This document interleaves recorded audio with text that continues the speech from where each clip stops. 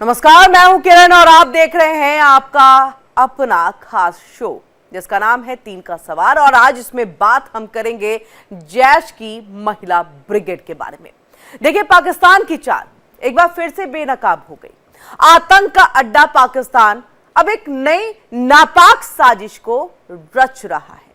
जैश ए मोहम्मद अब अपनी महिला ब्रिगेड तैयार कर रहा है। आतंकी संगठन ने अब महिलाओं को संगठन से जोड़ने के लिए एक ऑनलाइन जिहादी ट्रेनिंग कोर्स शुरू कर दिया है।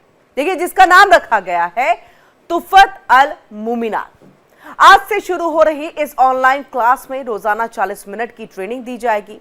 मसूद अजहर की 2 बहनें हैं, सादिया अजहर और समारा अजहर, जो महिलाओं को जैश की महिला ब्रिगेड में शामिल करने को लेकर के उनको सिखाएंगी, बताएंगी, जोड़ने की पूरी कोशिश करेंगे। और इसमें क्लास यही दोनों मसूद अजहर की जो बहनें हैं वो देंगी।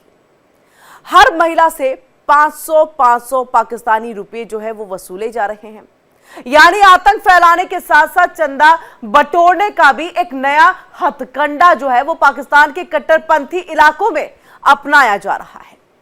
जहां देखिए, महिलाएं घर से बाहर नहीं निकल सकती, इसलिए हमने कहा कि पाकिस्तान में कट्टरपंथ है, महिलाओं को बाहर निकलने नहीं दिया जाता। वहीं अब जैश उन्हें डिजिटल माध्यम से जिहाद की राह दिखा रहा है। यानी घर से निकलो भी नहीं, लेकिन हमारी इस नापाक हरकत में तुम भी सम्मिलित हो जाओ।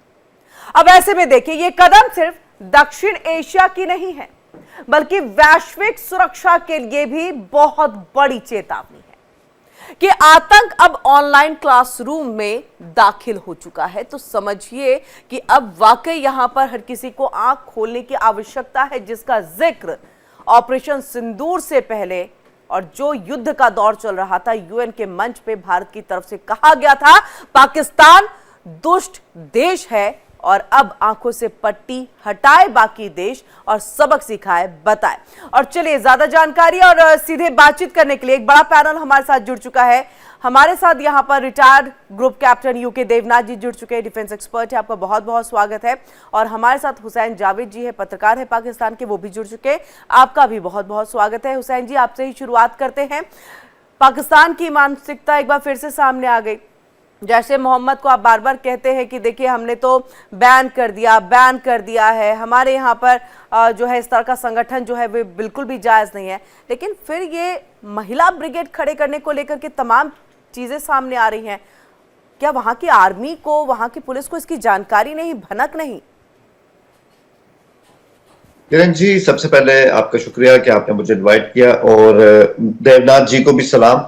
देखिए, ये एक आई थिंक पूरी एक सीरीज चल रही है इंडियन मीडिया के ऊपर, आज से नहीं, पिछले कोई 2-3 हफ्तों से, कि हर रोज कोई ना कोई ऐसी चीज सामने लाई जाए कि पाकिस्तान के किसी कोने में जैश आज भी जिंदा है और ये जो एलटी है ये आज भी एक्टिव है। कभी वो किसी संगठन के तहत है और कभी अब उसमें मतलब खवातीन भी आ गई। और आपने तो कहा ना, 500 रुपया जो है वो अवाम से लिया जा रहा है। देखिए, मैं लाहौर में रहता हूँ, ना मुझसे किसी ने 500 रुपया डिमांड किया, ना जिस इलाके में रहता हूँ वहां आपसे नहीं ले रहे। वो उन महिला से सवाल तो आपसे नहीं लेंगे ना, आप अपने आप को इन्वॉल्व मत करिए इसमें। ले उनसे रहे हैं जो इसमें सम्मिलित हो रही हैं, जो वो ऑनलाइन क्लास ज्वाइन करेंगी। वो ऑनलाइन क्लास जब ज्वाइन करेंगी उससे पहले 500 रुपए उनसे वसूले जा रहे हैं। ये फीस है सर। अच्छा, जी, मेरे कहने से मुराद ये थी कि मुझसे नहीं, लेकिन ऑब्वियसली मेरी अपनी फैमिली में भी खवातीन होती हैं, किसी ने उनसे किसी किस्म का राब्ता नहीं किया, हमारे इलाके में नहीं किया, हमारे शहर में नहीं किया। आई डोंट नो, ये मतलब इस तरह की न्यूज जो है वो इस तरह कैसे आ जाती है। शायद ये देखिए ना, ये तमाम चीजें, अब इंडिया का नया सीजन आ रहा है फैमिली मैन 3, उसके लिए अच्छा हो सकता है, उसका कंटेंट लगभग ऐसा ही होता है, उनके लिए बहुत अच्छा होगा, लेकिन प्रैक्टिकली ऐसा कुछ नहीं। कि ना जी, अब आप मुझसे नाराज नहीं, आपकी आवाज कट गई, दोबारा से बोलिएगा जी। आवाज आ रही? जी, आवाज आ रही है? हाँ।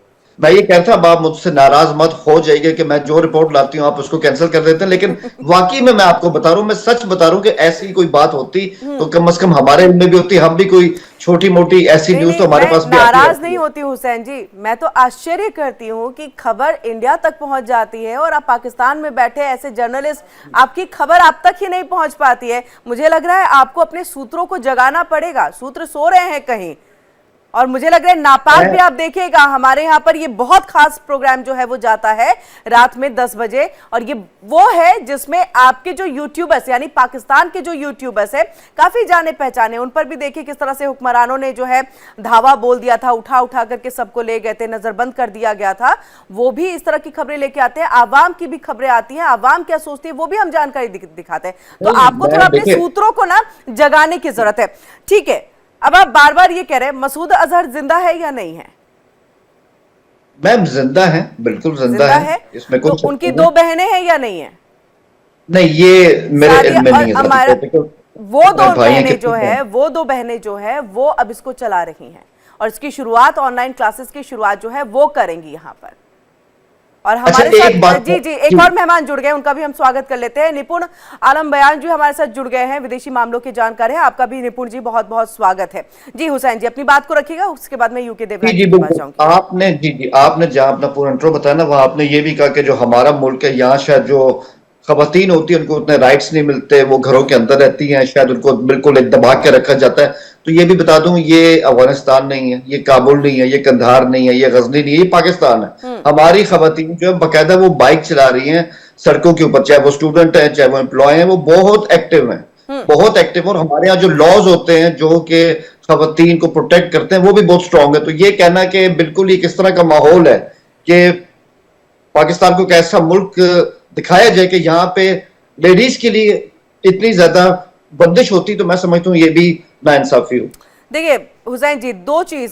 पहली बात, कभी भी आतंकवादियों के गुट में आप लोगों ने महिलाओं को सम्मिलित नहीं किया था इससे पहले, विच इज फैक्ट, और मुझे लग रहा है आप इस बात से एग्री करेंगे।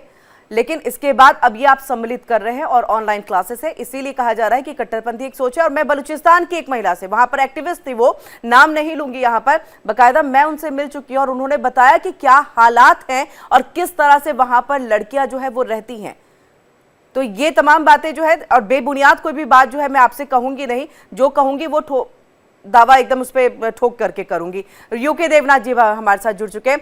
यूके देवनाथ जी, 100 करोड़ तक की फंडिंग का जिक्र भी हो रहा है, अब महिला ब्रिगेड को भी बनाया जा रहा है, इस तरह से आतंक को देखिए पनपाने की कोशिश हो रही है। और इस बीच में यह भी जानकारी कि ना केवल महिला ब्रिगेड तैयार कर रहे हैं जैसे मोहम्मद की तरफ से, बल्कि उनकी आड़ में 100 और आतंकवादियों को भी जो है वो ट्रेनिंग दी जा रही है। यानी आप समझिए किस लेवल पे आतंकवाद को ले जाया जा रहा है।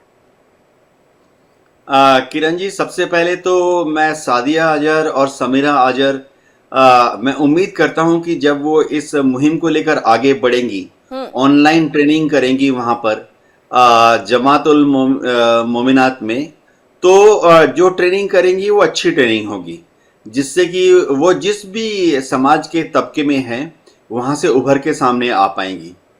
दूसरी चीज है कि इस ट्रेनिंग के दौरान जाहिर बात है कि जमात को भी एक मौका मिल जाएगा कि दूर दराज के क्षेत्रों में जो महिलाएं हैं उनसे जोड़ने का।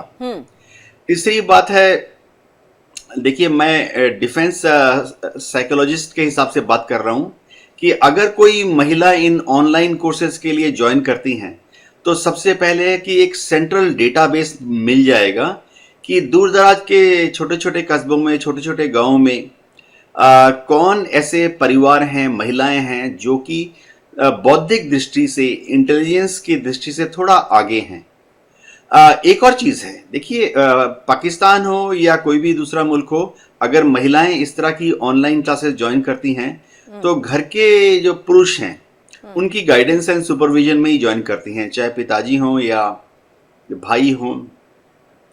तो एक डेटाबेस तैयार करने के लिए एक गोल्डन अपॉर्चुनिटी है।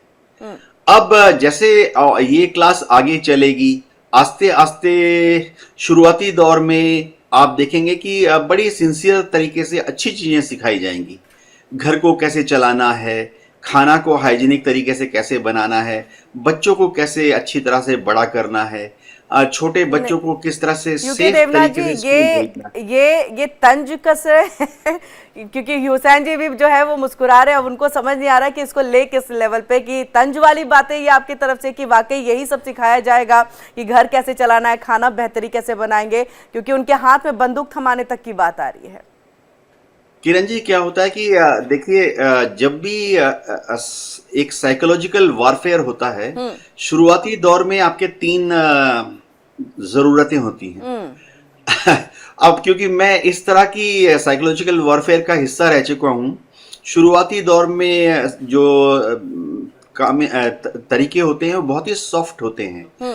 आप शुरुआती दौर में ऐसा कुछ नहीं करेंगे जिससे कि आपका जो टारगेट ऑडियंस है वो घबरा जाए, या घर के लोग बोलें कि कैंसिल कर दो, यानी कल से तुम स्ट्रैटेजी के इसको तहत ऑनलाइन ये करो। फर्स्ट स्टेप होगा जो आप बता रहे हैं।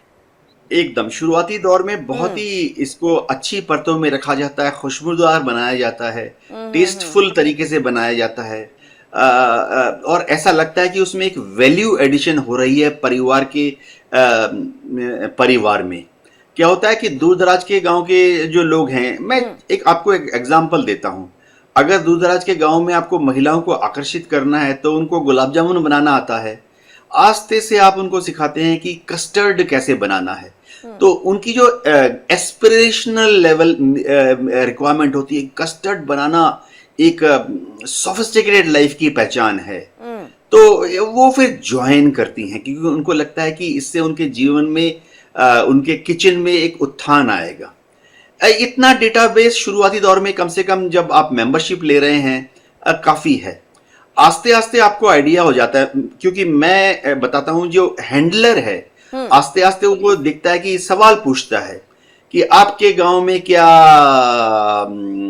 बढ़िया गेहूं मिलता है, आपके यहाँ घी कौन सा मिलता है। तो जो महिलाएं रेस्पॉन्ड करती हैं, उनके रेस्पॉन्स से ही पता लग जाता है कि उनमें से कौन कौन इंटेलिजेंट हैं, कौन कौन ऐसी हैं जिनमें कि आगे बढ़ने की तमन्ना है, कौन कौन ऐसी हैं जो कि एम्बिशियस हैं।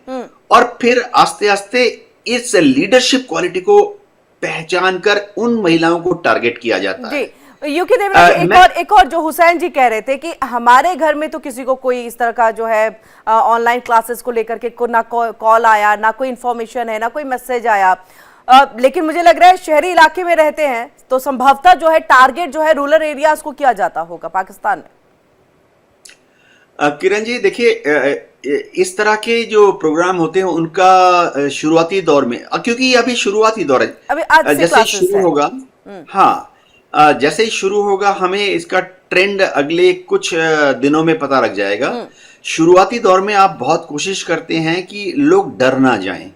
तो जैसे हथियार का जो दौर है वो बहुत बाद में आता है। पहले तो आप सिर्फ इतना ही पूछते हैं कि क्या आपको देश से लगाव है, क्या आप अपने कुनबे से प्यार करती हैं, क्या आप देश के लिए पसीना बहा सकते हैं, भारत माता की जय, इस तरह के। तो उससे आपको आइडेंटिफाई हो जाता है कि ये जो टारगेट ऑडियंस हैं, जिसमें काफी सारी इंटेलिजेंट वुमेन भी हैं, इनमें से कौन कौन हाथ उठा के कहती हैं कि वो देश के लिए जान दे सकती हैं। तो बहुत ही प्यारा और बहुत ही खुशबूनुमा माहौल होता है। देखिए, मैं इस आइडिया से बोल रहा हूं कि मैं ये सब कर चुका हूं, और हमारा टारगेट पाकिस्तान में ही नहीं था, हमारा टारगेट भारत में ही उन युवाओं को आइडेंटिफाई करना था, हम जिनको कि हम फौज में ज्वाइन करने के लिए प्रेरित करना चाहते थे। मैं ऐसे एक ऑनलाइन उसका आज से 14 साल पहले हिस्सा था, जहां इंजीनियरिंग कॉलेज के युवाओं को प्रेरित करना था कि इंजीनियरिंग करने के बाद आप इधर उधर मत दौड़ो, सीधा Indian air force, Indian army join करो।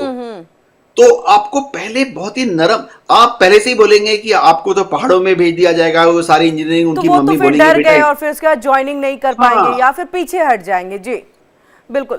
तो जी, शुरुआती दौर में जब हम इनसे बच्चों से बात करते थे, उनको फौज का एक गुलाबी माहौल दिखाया करते थे। अच्छा, जैसे आपको पता लग गया कि ये इंजीनियरिंग कॉलेज है, इसमें तो रूरल गांव के बच्चे ज्यादा आते हैं, गरीब बच्चे ज्यादा हैं, तो हम उनको कहते थे आपको फ्री में राशन मिलेगा। लेकिन अगर हम एक अच्छे वाले टॉप एंड इंजीनियरिंग कॉलेज को जो टारगेट करते थे, जहां पे हमें मालूम है कि उनके माँ बाप ने ऑलरेडी 5 लाख 10 लाख दे दिया है, वहां फ्री राशन ज्यादा इंपॉर्टेंट नहीं है, नहीं हो पाएगा वहां हम बिल्कुल। कहते और थे कि यही स्ट्रैटेजी हुसैन जी, देखिए ये जो अभी ऑनलाइन क्लासेस है उसके तहत जो है अपनाए जाएंगे, यही शुरुआती दौर जो है चीजें होती है। मैं आपके पास आऊंगी हुसैन जी, निपुण जी भी जुड़े हुए हैं। निपुण जी देखिए, बहुत ही लाइट मोड में भले ही हुसैन जावेद जी इस बात को ले रहे हो कि हमारे पास तो कोई फोन नहीं आया, लेकिन इतने लाइट मोड की भी ये चीज नहीं है, बहुत ही सेंसिटिव है, सेंसिटिव के साथ साथ खतरनाक है, और ना केवल भारत के लिए एज वेल एज अगर हम बात कर ले तो पूरी दुनिया के लिए है कि अगर ऑनलाइन क्लासेस दिए जाने लगे आतंकियों को और आतंकियों को बनाने के लिए, तब तो ये इतना खतरनाक कि इस पे संज्ञान लेने की आवश्यकता पड़ती है। बिल्कुल, देखिए जावेद भाई तो मैं जानता हूं कि बड़े मासूम हैं और जानकारी कुछ रखते नहीं है, होगी भी तो बताएंगे नहीं। ये तो पूरे पाकिस्तान का रवैया है, इनकी सेना का, इनके सब चीजों का, यही पॉलिटिकल पार्टीज का सबका रवैया यही होता है कि हमें तो कुछ पता नहीं है, हमने तो कुछ किया नहीं है, हम तो सबसे दुनिया के सबसे मासूम और सबसे ज्यादा दहशतगर्द से पीड़ित लोग हैं। पर एक बड़ी बात थी कि उन्होंने पाकिस्तान की महिलाओं के ऊपर टिप्पणी की कि पाकिस्तान की महिलाएं में बड़े अच्छे अधिकार हैं, काबुल की महिलाओं के ऐसे अधिकार नहीं है। अब देखिए कमाल की बात क्या है, काबुल की बात इन्होंने जिक्र की, ना कि इन्होंने भारत की। अच्छी बात है कि कम से कम उनको पता है कि भारत की स्थिति बहुत बेहतर है पाकिस्तान से, इसलिए उन्होंने चर्चा नहीं की।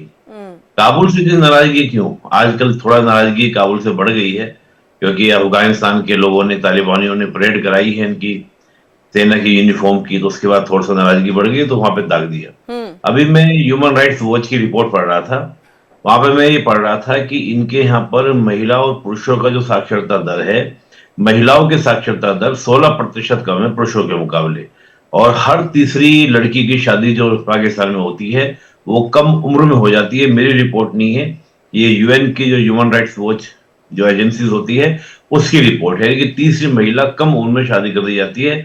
ये इनकी यहाँ पर महिलाओं की स्थिति है। अब जो इस प्रकार का ऑनलाइन प्रोग्राम, बिल्कुल यूके देवनाथ जी ने बिल्कुल सही कहा, हम देखें किसी भी आप ऑर्गेनाइजेशंस को देखें, जितने भी ये टेररिस्ट ऑर्गेनाइजेशन होते हैं जिसमें हम लोग बोलते हैं ना माइंड वॉश किया जाता है, पूरा एक तरीके से आपका पूरा एक पूरा एक प्रोग्राम होता है। और हम तो देखते हैं कि पूरे प्रोग्राम में उसमें 20 डेज का, 30 डेज का, फिर 30 डेज का पूरा एक ट्रेनिंग प्रोग्राम्स अलग अलग तरीके से दिए जाते हैं, जिसमें हम पूरा छटनी ये लोग करते हैं कि किस प्रकार से, चाहे वो जैश ए मोहम्मद की हम बात करें, लश्कर तैयबा की बात करें। तो अब वहां पर महिला विंग की जो तैयारी हो रही है, और हम समझ सकते हैं कि महिला विंग की तैयारी करने का मतलब ये है कि किस प्रकार आगे बढ़कर हमको किन चुनौतियों का सामना करना पड़ेगा, ये स्पष्ट है। इस प्रकार के हमलों की शुरुआत हम देखें सीरिया में, जो गद्दाफी ISIS, वहां पर आपका महिला विंग्स बनी थी, या उसके अलावा जो कुर्द फोर्सेस बनी थी, महिलाओं की जो ब्रिगेड बनी थी, वो हमने देखी थी। आज यहाँ पर पाकिस्तान अगर तैयार कर रहा है तो एक नए नए तरीकों को इजाद किया जा रहा है कि किस प्रकार हम लोग लड़ाई को आगे लेके चलें, लड़ाई को आगे बढ़ाएं।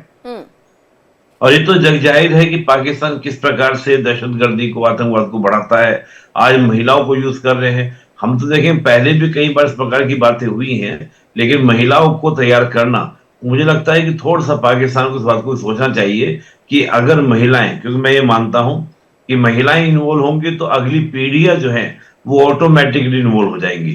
ठीक है, अगर आप सामाजिक सुधार प्रोग्राम और जैसे मोहम्मद जैसा संगठन अगर वाकई में सोशल रिफॉर्म्स की बात करता है, तो मेरे को समझ में आती नहीं बात कि डाकू और चोर भी आकर अब क्या करेंगे कि आपको सोशल रिफॉर्म्स करेंगे या सामाजिक सुधार करेंगे, ऐसा तो होने वाला नहीं है। तो यहाँ मुझे लगता है कि जो पिछले दिन ऑपरेशन सिंदूर में मसूद अजहर के जो परिवार को लेकर अटैक्स हुए थे और काफी लोग मारे गए थे मसूद अजहर के, जिसके बाद खबर ये भी आई थी कि मसूद अजहर जो रोया था कि मैं क्यों नहीं इस हमले में मारा गया, तो हो सकता है उस प्रकार का एक रिवेंज लेने के लिए तैयारी ये कर रहे हो कि अब हम बदला लेंगे, ये करेंगे, वो करेंगे, उस प्रकार का भी एक प्रोग्राम मुझे लगता है कहीं ना कहीं। बिल्कुल निपुण जी, ऐसे बयान कई सारे सामने आ चुके हैं, कई सारे ऐसे अभी भी आतंकी हैं जो खुलेआम पाकिस्तान में मंच अपना सजाते हैं, सामने में आवाम को बिठाते हैं और वहां से खुलेआम कहते हैं कि भारत के खिलाफ तो हमें लड़ाई लड़नी है। यहां तक कह दिया कि हम प्रधानमंत्री नरेंद्र मोदी के सामने में चुनावी, मतलब एक वक्त ऐसा आएगा कि हम चुनाव लड़ रहे होंगे, मतलब ये भी ख्वाहिश है। आप एक बात समझिए किरण जी, 2 देश एक साथ आजाद हुए थे, और एक देश कहां पहुंच गया और एक देश कहां पर है, ये तो पाकिस्तान के पत्रकारों को भी, पाकिस्तान की सरकार को भी, सेना को भी समझने की आवश्यकता है। हालांकि मुझे लगता नहीं कि सेना और सरकार समझेगी, पत्रकार, सोशल वहां पे जो सोसाइटी है उसको समझना चाहिए कि पाकिस्तान की दुर्गति क्यों हुई। 1960 तक आप देखिए भारत और पाकिस्तान की जीडीपी दोनों समान थी। आज भी आप देखिए पाकिस्तान में 45% आबादी जो है वो गरीबी रेखा से नीचे है। पाकिस्तान की जो बड़ी बड़ी कंपनी छोड़ो, जो मिडिल इंटरप्राइजेस कंपनीज होती हैं, जैसे जिलेट बनाने वाली है, जो शेविंग करने के लिए ब्लेड, वो तक इनको छोड़ के जा चुकी है। तो ये तो पाकिस्तान को समझना चाहिए। आज एक बिकवाली कंडीशन में है, अपने रेयर अर्थ मिनरल्स बेच रहे हैं, पोर्ट्स बेचने की बात कर रहे हैं, सी पैक ऑलरेडी चीन को दे चुका है।